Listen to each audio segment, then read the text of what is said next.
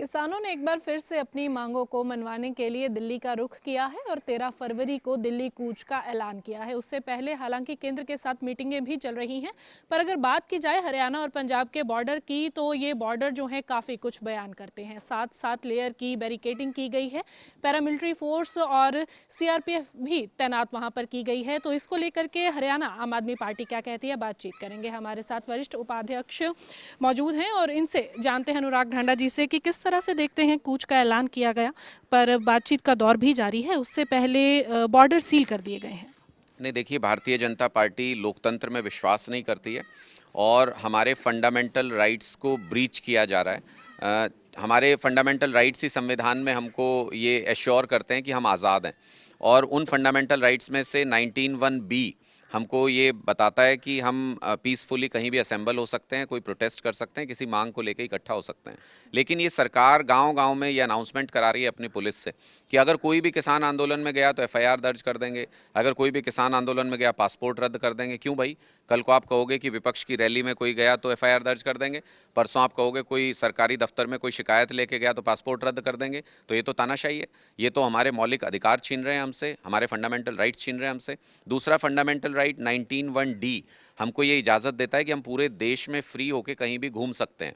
ये हमारा वो फंडामेंटल राइट भी ब्रीच कर रहे हैं। पिछले 48 घंटों में पिछले 75 साल की कमाई को डुबो दिया भारतीय जनता पार्टी ने। 75 साल में हमने छोटी बड़ी सड़कें, highway, state highway, national highway जो भी बनाया था, इन्होंने सीमेंट स्ट्रक्चर लगा के सबको ब्लॉक कर दिया पिछले 48 घंटों में। तो लोग कैसे मूव करेंगे? किसी को परीक्षा देने जाना है, किसी को नौकरी पे जाना है, किसी को बिजनेस पर्पज से जाना है, किसी को मेडिकल सुविधा के लिए जाना है, किसी को ब्याह शादी में जाना है, कैसे जाएंगे लोग? इन्होंने कुछ नहीं सोचा। कल एचसीएस की परीक्षा थी हरियाणा में, 87,000 आवेदक में से 50,000 आवेदक परीक्षा देने नहीं पहुंच पाए इनके लगाए हुए ब्लॉकेट की वजह से। और ये बाद में किसानों को बदनाम करेंगे कि रास्ते बंद कर दिए, किसानों ने रास्ते बंद। किसान नहीं कर रहा रास्ते बंद, ये सरकार ने सुनियोजित तरीके से कंक्रीट स्ट्रक्चर लगा के परमानेंट बंद किए, हमारे फंडामेंटल राइट्स ब्रीच किए, सरकारी प्रॉपर्टी को नुकसान होना पहुंचाया। मुख्यमंत्री के ऊपर केस दर्ज होना चाहिए, जैसे किसानों के ऊपर या किसी और प्रोटेस्टर के ऊपर होता है। मुख्यमंत्री के ऊपर केस दर्ज होना चाहिए इस बात को लेके कि इन्होंने परमानेंटली ब्लॉक कैसे किया इन सड़कों को, इन्होंने हमारे फंडामेंटल राइट ब्रीच कैसे किए। तो इसलिए ये भारतीय जनता पार्टी की मानसिकता दिखाता है कि वो किसानों के प्रति दुर्भावना रखते हैं।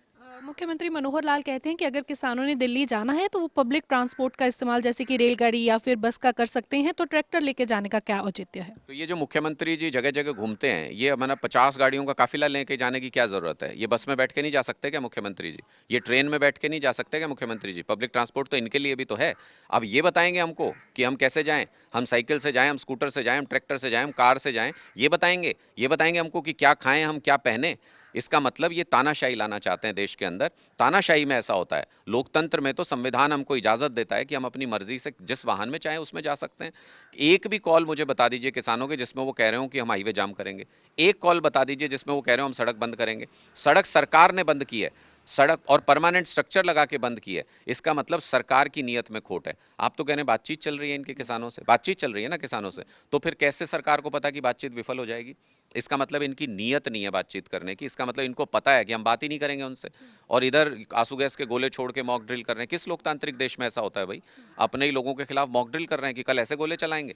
परमानेंट स्ट्रक्चर बना रहे हैं, कंक्रीट स्ट्रक्चर बना दिए सड़कों के ऊपर कि यहाँ कीलें गाड़ दी सड़कों के ऊपर।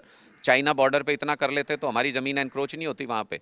यहाँ पे ऐसा कर दिया जैसे देश का बॉर्डर बना दिया इसको। तो ये हमारे फंडामेंटल राइट्स को छीन रहे हैं, हमारी आज़ादी को छीन रहे हैं। इसके खिलाफ संघर्ष बहुत ज़रूरी है। एमएसपी की बात ज़रूर करते हैं। वो कहते हैं कि आम आदमी पार्टी पंजाब में सत्ता में है, तो वहाँ पर किसानों को क्यों नहीं दे देते? मैं तो कह रहा हूँ कि आप पूरे देश में क्यों नहीं दे देते? ये तो केंद्र सरकार से मांगने जा रहे हैं ना, तो पूरे देश में ही लागू कर दीजिए। और अगर खट्टर साहब कहते हैं कि हम एमएसपी देते हैं, वो हरियाणा में एमएसपी देते हैं, तो अगर देते ही हो तो लिख के देने में क्या दिक्कत है आपको? इसका मतलब लिख के नहीं देना चाहते, इसका मतलब दाल में कुछ काला है। इसका मतलब एमएसपी आप देते नहीं हो। अगर एमएसपी दे रहे हो तो उसी बात को लिख के देने में कोई दिक्कत होगी आपको? आप कोई काम करते हो, उसको लिख के देने में कोई दिक्कत होगी? आप कहोगे लो, ले लो। तो इसका मतलब एमएसपी दे नहीं रहे हैं आप, ना इनकी नीयत है एमएसपी गारंटी कानून देने की, और इन्हीं का किया हुआ वादा है। 2 साल पहले इन्होंने ही वादा किया था कि एमएसपी गारंटी कानून के ऊपर हम बात करेंगे। अब जब इनकी सरकार जाने वाली है तो इनके वादे का हिसाब इनसे ना लें, अगली आने वाली सरकार से लें।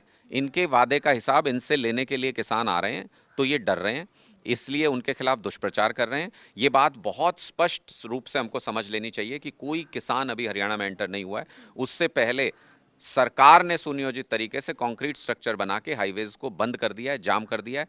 तो आवाजाही के लिए जो करोड़ों लोगों को दिक्कत हो रही है उसके लिए सरकार जिम्मेदार है, किसान जिम्मेदार नहीं है। बिल्कुल, आखिरी सवाल मैं आपसे लूंगी। पिछली बार आम आदमी पार्टी जो है किसानों के साथ बढ़ चढ़कर हिस्सा ले रही थी, तो इस बार क्या स्टैंड है? क्या आम आदमी पार्टी भी नजर आएगी अगर किसानों को कूच करनी पड़ती है तो? नहीं, हम तो आज भी आम आदमी पार्टी किसानों की मांगों के साथ है। तन मन धन से अन्नदाता की जैसे पहले सेवा की थी वैसे सेवा करेंगे।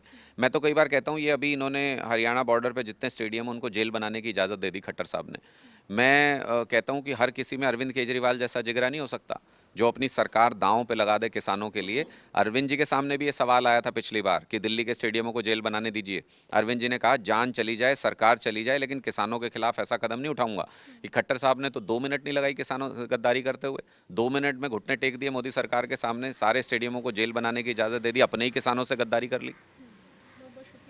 तो ये थे हमारे साथ आम आदमी पार्टी से सीनियर नेता अनुराग ढांडा, जिन्होंने साफ तौर पर जिस तरह से हरियाणा पंजाब बॉर्डर सील किए गए हैं उसको लेकर के कहा है कि सरकार ने ये बात पहले ही मान ली है कि किसान जो हैं वो दिल्ली कूच करने वाले हैं। यानी कि बातचीत का जो दौर चल रहा है फिलहाल केंद्र और किसानों के बीच, वो विफल होता हुआ इनको पहले ही कह रहे हैं कि नज़र आ रहा है। इसीलिए सारी तैयारियां की गई हैं और अगर ज़रूरत पड़ती है किसानों के कूच करने की दिल्ली, तो आम आदमी पार्टी भी उनके साथ नजर आएगी। वीडियो जर्नलिस्ट सूरज के साथ खबरें अभी तक के लिए चंडीगढ़ से हरसिमरत।